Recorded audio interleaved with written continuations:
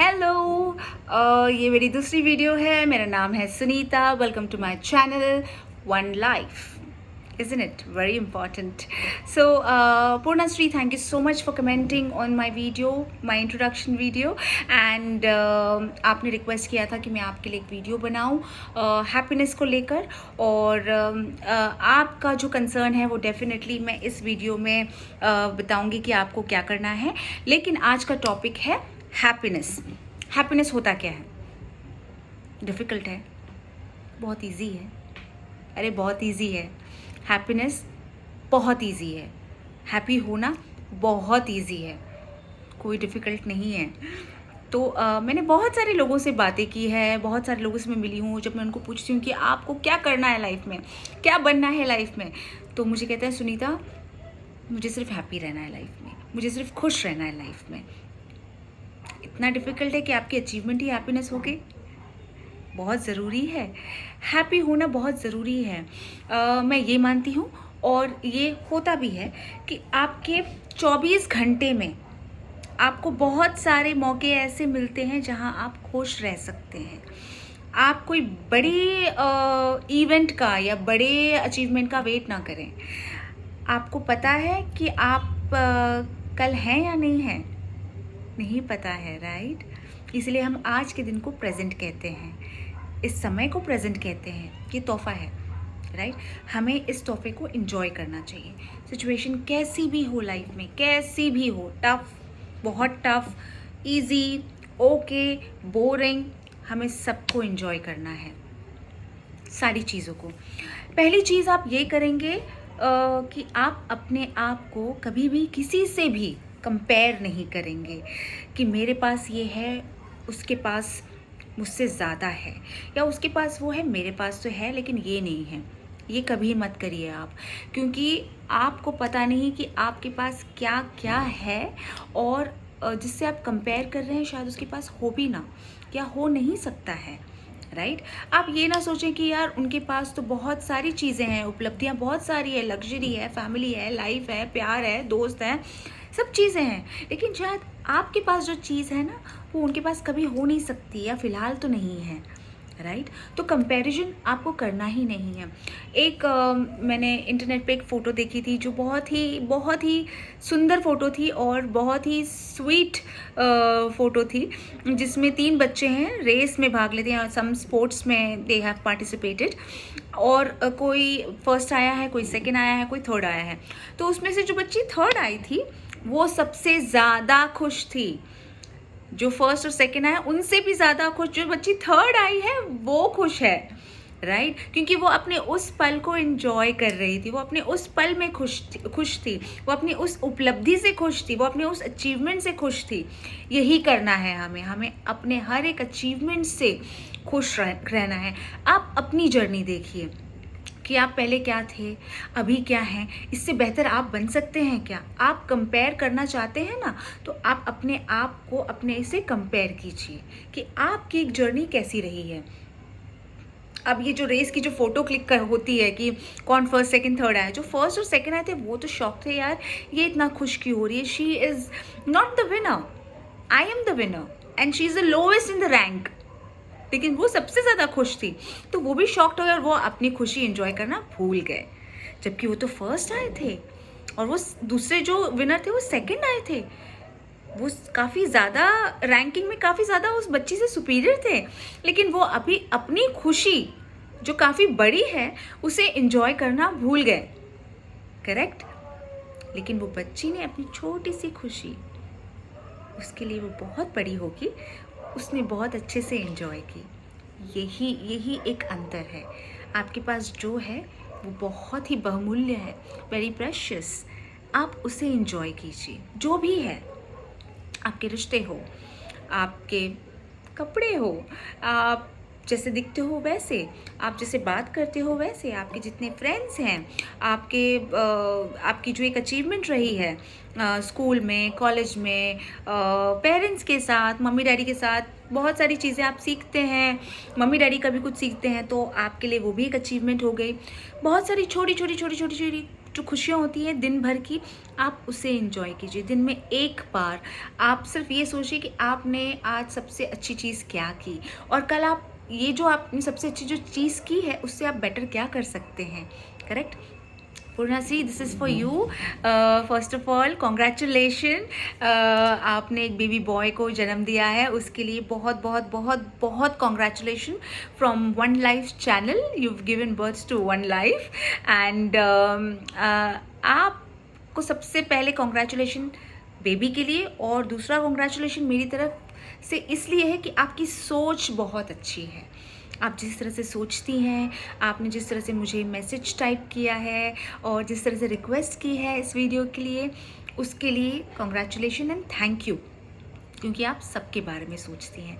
आपने मुझे पूछा था कि मैं वर्किंग लेडी हूँ और मैंने अभी बेबी बॉय को जन्म दिया है, तो मेरे पेरेंट्स, मेरे इन लॉज और मेरे हस्बैंड मेरी बहुत मदद कर रहे हैं, और उससे उनको थोड़ा स्ट्रेस हो जाता है। तो मैं ऐसी चीज़ क्या करूँ ताकि वो खुश रहें और सारे लोग खुश रहें। शुरुआत आप अपने आप से कीजिए। शुरुआत हमेशा हर चीज़ की आप अपने आप से कीजिए। अगर आप खुश हैं तो आप बाकी सारे लोगों को खुश रख सकती हैं। लेकिन दूसरी बात यह है कि आप 100% कभी किसी को खुश नहीं रख सकते, क्योंकि हमारी जो इच्छाएं हैं, हमारी जो एक नीड एंड वांट का जो फ़र्क है ना, उसके बीच में हमें बैलेंस रखना होता है। ठीक है, तो हमारी इच्छाओं का तो कोई अंत नहीं होता है। जैसे मेरे डैडी कहते हैं कि तुम्हारी इच्छाओं का कभी अंत नहीं है। करेक्ट।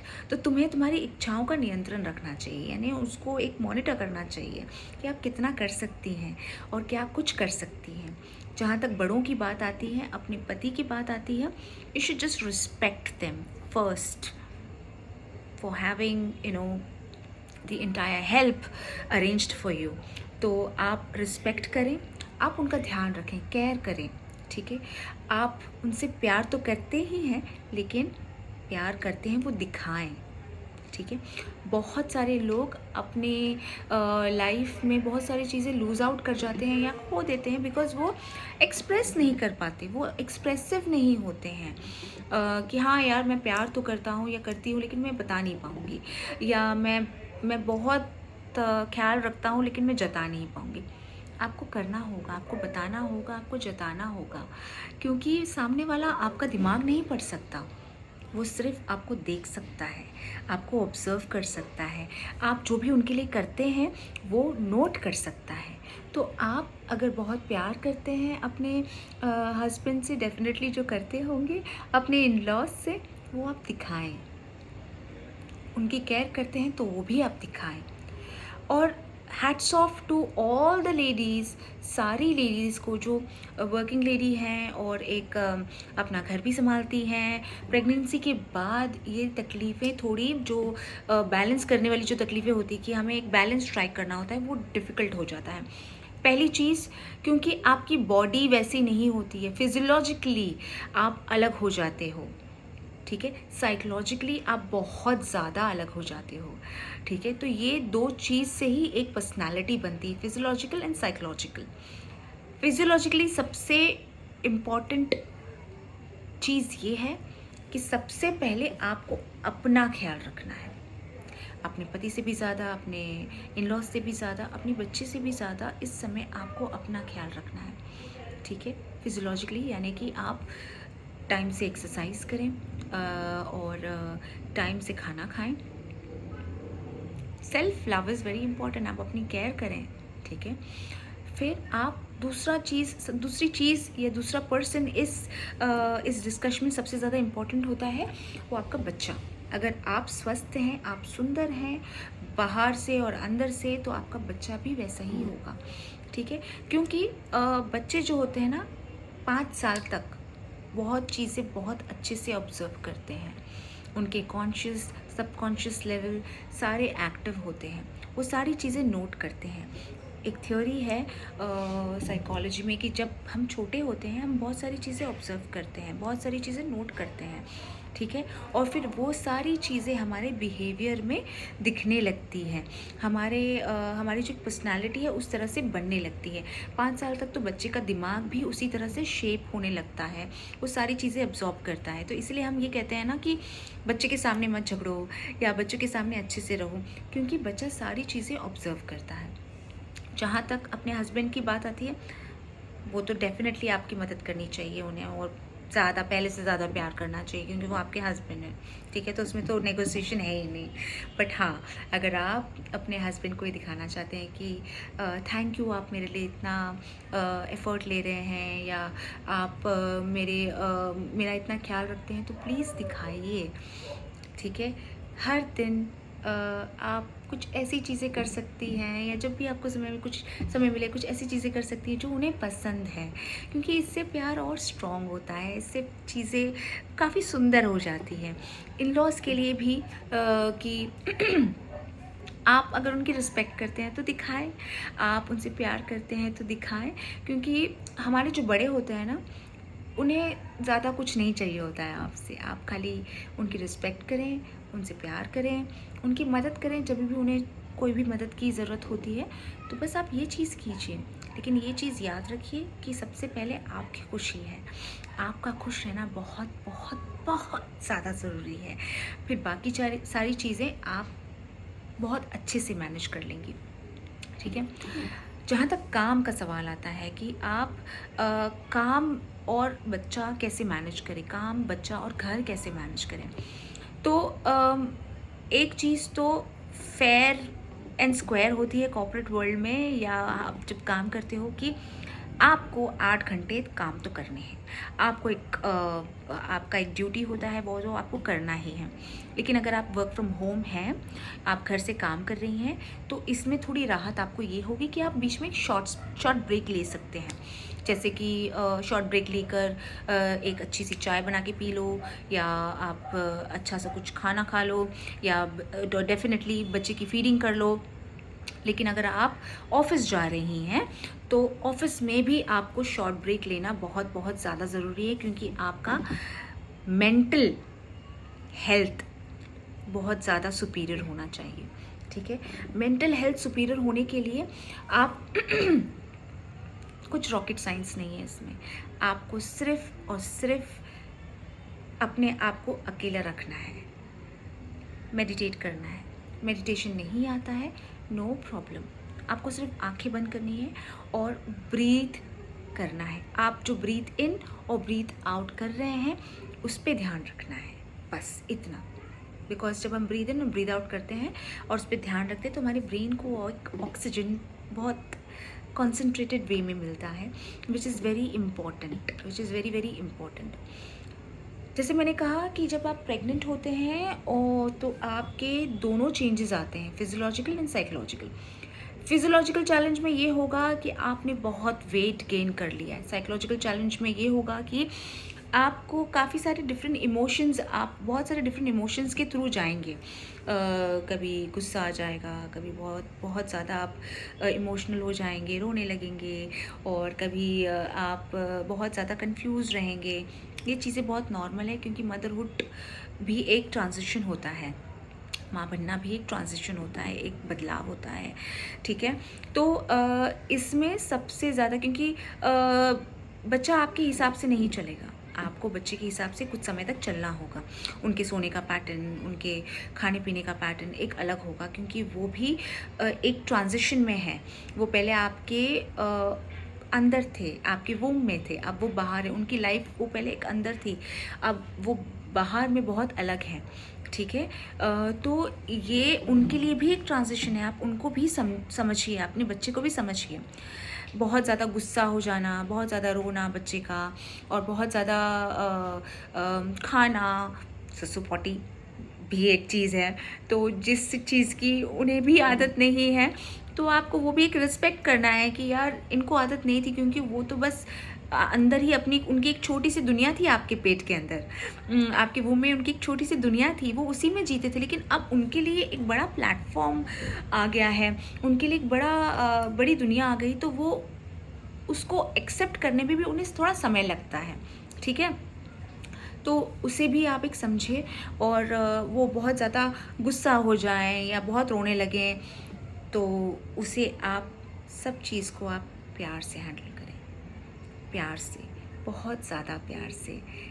इसी तरह आप अपने पति को भी बहुत ज़्यादा प्यार से हैंडल करें, बहुत ज़्यादा लव दिखाइए, है तो दिखाइए, और होगा for sure, I am 100% sure, इसलिए आप मुझसे पूछ भी रहे हैं। और अपने इन लॉज़ के साथ थोड़ा टाइम बिताएं, बच्चे, इन लॉज़, अपने हस्बैंड, इस सब के साथ बैठकर एक टाइम बिताएं। उनके साथ रात को एक मूवी देख लो या सीरियल देख लो, खाना खा लो उनके साथ, या उन्हें जो चीज़ पसंद है वो कर लो उनके साथ, ठीक है। तो इससे उन्हें एक अलग फीलिंग होगी कि यार हमारी फैमिली में एक एडिशन हुआ है, हमारी फैमिली बहुत सुंदर बन रही है, एंड ऑल ऑफ दैट। काम में आपको ज़्यादा ध्यान देना होगा ये सबसे, अगर आप चाहती हैं कि आप लंबे समय तक काम करें, क्योंकि हमारे जो रेगुलेशंस हैं वुमेन एम्प्लॉयज़ के बहुत सारी कंपनीज़ में काफ़ी ज़्यादा रिलैक्स्ड हैं, और काफ़ी ज़्यादा हमारे फेवर में होते हैं। लेकिन कहीं ना कहीं मैं ये भी मानती हूँ कि आप में, एक फ़ीमेल में वो सारी क्षमता होती है to do multiple stuff, do multitasking. ये सिर्फ एक फ़ीमेल एम्प्लॉयज़ में होती है, वुमेन एम्प्लॉयज़ में होती है, और किसी में नहीं होती। तो ये तो मैं डेफिनेटली आपको कहूँगी कि आप में वो पावर है। आप जितनी खूबसूरती से अपना काम करेंगे, उससे कई ज़्यादा खूबसूरती से आप अपना घर, बच्चा और फैमिली, हस्बैंड सबको संभाल लेंगे। कंपेयर नहीं करना है, ये याद रखिए, आप कंपेयर नहीं करना है। अगर आपको कहीं कोई ये कहे कि अरे यार जब मैं प्रेग्नेंट थी मैं तो ये भी कर लेती थी, वो भी कर लेती थी, मैं तो घर का भी काम कर लेती, घर में खाना भी बना लेती थी, ऑफिस भी चली जाती थी, ये भी कर लेती थी, आप करते होंगे, लेकिन मैं अलग हूँ, मेरी बॉडी अलग है, मेरी कैपेसिटी अलग है, ठीक है। तो ये आपको एक बहुत क्लियर चीज़ बतानी होगी कि आप अपने समय में बहुत बहुत कुछ कर चुके होंगे, क्योंकि आप सुपीरियर हैं शायद, लेकिन मेरी भी लिमिटेशन है, ठीक है।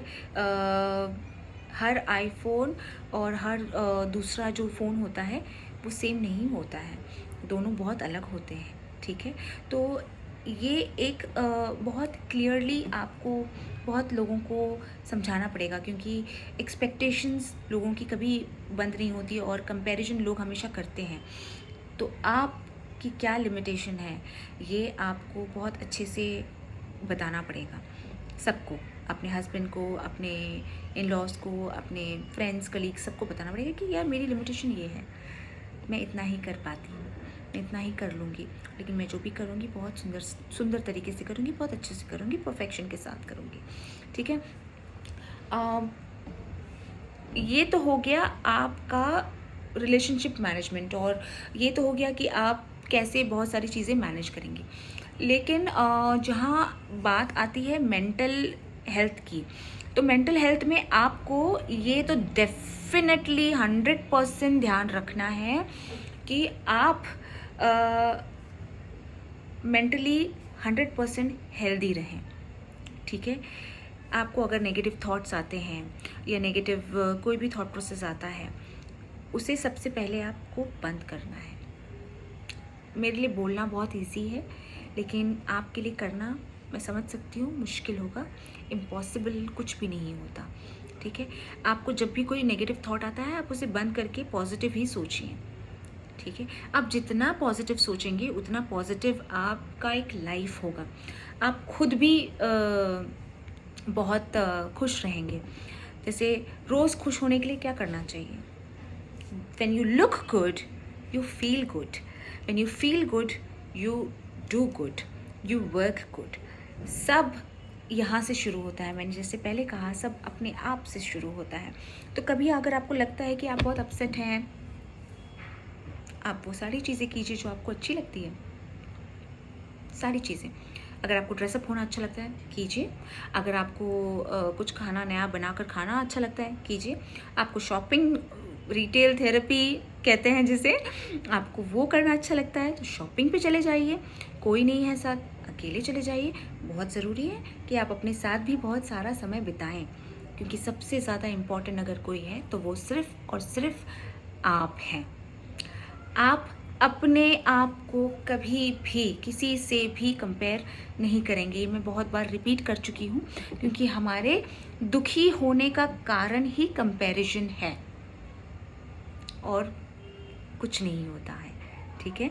तो ये एक चीज़ मैं हैप्पीनेस को लेकर कहूँगी। हैप्पीनेस का तो ये एक पहलू हुआ, इसमें बहुत सारे पहलू हैं। और पहली चीज़ है हैप्पीनेस के लिए, कंपेयर नहीं करना है अपने आप को किसी से। आप को हमेशा अपने आप से कंपेयर करना है कि आप पहले क्या थे, अब क्या हैं, क्या आप बेहतर हो रहे हैं, अगर बेहतर हो रहे हैं तो और बेहतर कैसे बन सकते हैं, ठीक है। आपके पास जितनी भी चीज़ें हैं, ठीक है, वो सब स्पेशल है।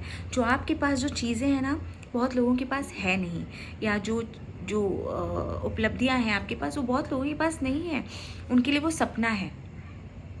तो आप उसमें सबसे पहले आप खुश रहना सीखिए कि आई एम वेरी हैप्पी कि मेरे पास ये सारी चीज़ें हैं।